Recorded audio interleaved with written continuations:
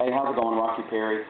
We always have questions that show up at rockyperry.com that I like to try to answer.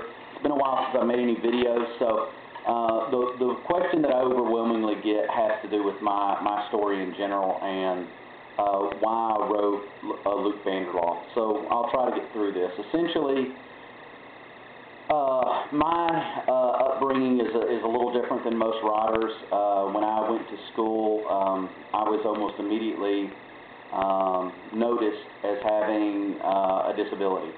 No one quite put their finger on it until my diagnosis when I was in first grade.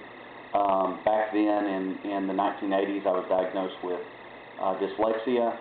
There's no doubt that if I'd been diagnosed in the 90s or here this year or in recent years, I would have been diagnosed with autism.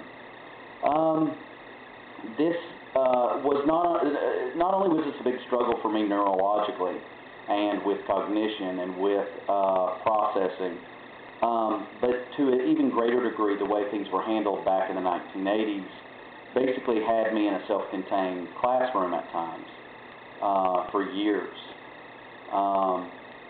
And I was in a room with individuals who couldn't speak or had other disabilities which were much more severe than my own. But in my mind, this is where I belonged. And it was horrific. It was not a pleasant experience. I look back on those days, and they were a struggle to get through. And it's always funny to me as an adult, people talk about the difficult time they had in middle school. Well, for me it was a little different. I remember very distinctly deciding, going to my parents, and there was no way that I could keep being isolated from the other students. In middle school, I had to be with the regular students, and a decision was made that despite the struggles, despite the fact that I could barely read, my first book I remember reading was Bernstein Bears Christmas, first grade level book that I read in sixth grade. Was the first book I ever read. I was so far behind in every area, but the decision was made that I could be just like the other students in middle school. So when I talk to people who are older, they're like, oh, middle school was awful, and the kids were so awful to each other. And I remember I was just happy to be in classrooms with the regular kids. I was excited about middle school. I was like, hey, yeah, I'm just like everybody else. And quickly I did have to begin to play a game, which I played for my entire academic career, which was I don't really care. I don't really want to be a straight A student. School's boring. It's not interesting. I'm sort of this slacker. I'm Judd Nelson off of The Breakfast Club, yada, yada, yada. But the reality was I was doing everything I could to make as good a grade as I could. And it was a struggle because academically I was behind in everything. And that all came to a head my freshman year. I remember my mother coming to me and telling me it's okay if I couldn't do it, if I couldn't make it through school, if I needed to find some other path in life.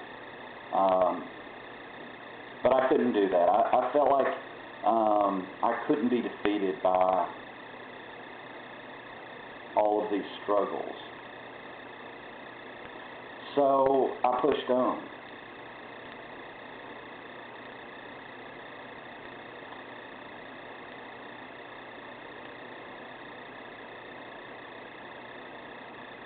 And luckily for me,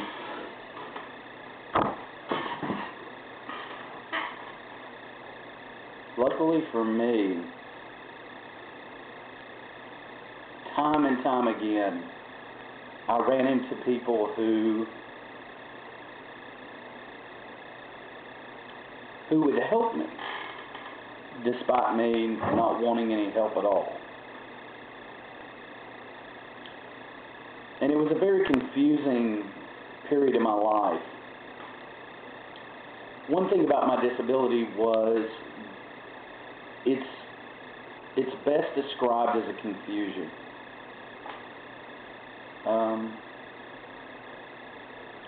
Never knowing what other people are saying even at times. And back then, especially in high school, it was extremely difficult to ask people, what was it you said? You know, as I got older, as you become an adult, you realize that, you know, you have to understand what people say, so you just got to say, what was that? And they just think you're hard of hearing or something. But they don't realize that everything's just white noise and you can't hear. But luckily these people helped me out, and I made it through high school. And I made it through college. And I still struggled to find my path. I was still behind in so many areas. Academically, even despite having a college degree, I had really been helped my way there. And I wasn't on grade level, and I wasn't on the level of academics who I was their peers. But I had always hid my deficiencies through my speech. I've always been very articulate, and I figured out very quickly that if people heard you speak, they would think you were efficient in everything, and they didn't realize the deficiencies you have. So I kind of struggled, but I remember I was at a panel at a Dragon Con, and there were some people speaking, and one of them was Kevin Anderson. And he's the guy who wrote the newer Dune series. He took over the Dune series, amongst other things. I mean, he's published, 50 or more books. Very cool guy. And I remember he was talking about backpacking. And he was talking about the fact that he would record himself talking when he was backpacking and then have that dictated into a manuscript later. And I thought, wait a minute, I can speak. It's like I've always had these stories to tell. Back when I was alone, in my own head, back in those elementary days, I've had these stories that need to be told, that they're really about me, they're about my struggle, but they took on this fantastical element that was based around all the movies and things I loved, from He-Man to Neverending Story and all these things I had used to really make my childhood fun. And Kevin, when he mentioned that, I was like, oh, cool, I could definitely do that. I thought, well, who in the world is going to dictate what I say? So what happened was, 2 or 3 years after I'd heard him say that, I ran across this software called Dragon Naturally Speaking, which is a speech-to-text software. It wasn't the greatest at the time, but I got a hold of it, and I started speaking this book. And I put together my first book that way, and it was atrocious and incredibly difficult to figure out or read. And so I wrote another book. And it was a little better. And really, through that process of speaking and then reading and editing, it almost became this educational experience where I suddenly learned, oh, I can put this down on paper. Here's a keyboard. Let me figure out exactly how to do that. And it evolved into me writing the books that I do today. My style is unique. I'm a storyteller, and my influences from reading things is limited because I was never a reader. Well, I had books on tape from the library, but basically when you go to the library, especially back then, basically, I had my choice of like Steinbeck and Kerouac and maybe some H.G. Wells, a lot of the classics, and that's what I listened to. And I had very little influence. I tried as a kid. I wanted to read Tolkien very badly, and I couldn't get past the first page. And I love Terry Brooks, as my brother would explain to me. But man, I just could not read the language that he was writing in. And luckily there was one author who I could read, and that was Bob Salvatore, who, despite the limited amount of interaction we've had, he's been a great help to me as a writer.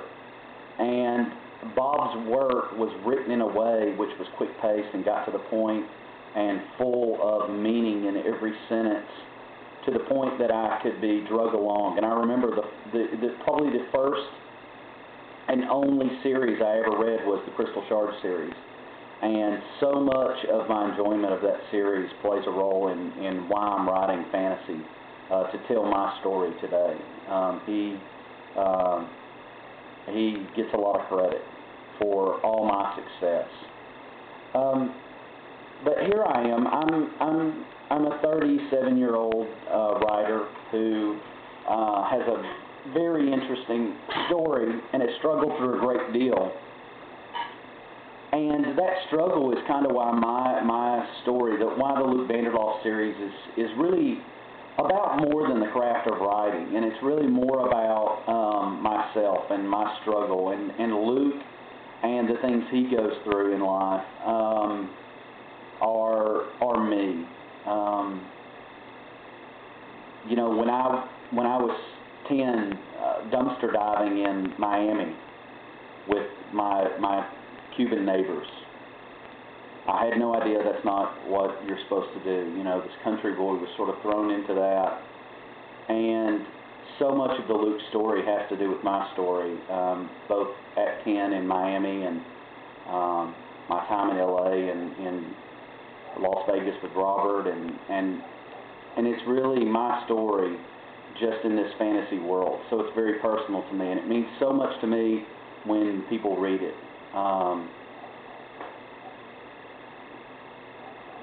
It's important. It's important to me, and for those people who read it and it becomes important to them, they're important to me. So thank you, readers. Thanks.